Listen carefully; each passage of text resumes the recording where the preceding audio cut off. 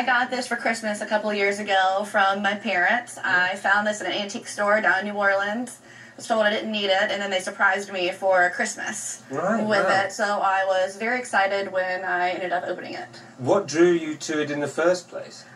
Just the ornateness, and I'm Catholic as well, and so the tabernacle and the church and all that, and then also the pelicans on the front, which is Louisiana related. It's on our flag. It's also a Christian symbol. You know what the story of the pelican is? I did a little research on that, and apparently when mom pelicans cannot feed their babies, they will pierce their breast and feed them blood, which represents the body and blood of Christ. Yes, exactly. His sacrifice for mankind. Yes. So it's a very fitting thing to have in a tabernacle door, and it would have been attached to a much larger scheme.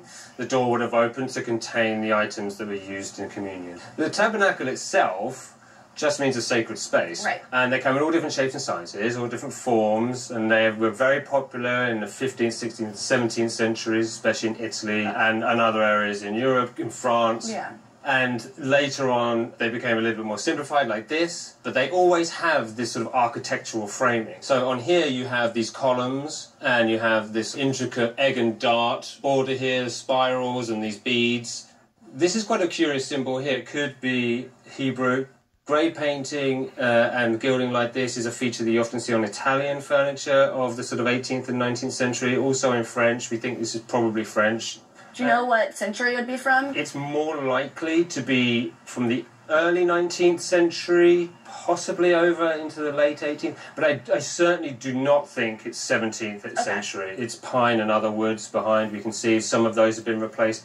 And you can see that it's kind of fragmentary. You've got a missing column here, and I suppose it kind of fits that it would have been removed from a church. It would have been sort of built in, so you wouldn't necessarily expect to have all of those pieces. It had all the other pieces with it. It did? At the antique store, but we didn't. This is the only piece that I was given. It had the whole setup. It had the whole wall. Really? Oh, yeah. And how far did that extend? It was pretty big. Really? Yeah, oh, but okay.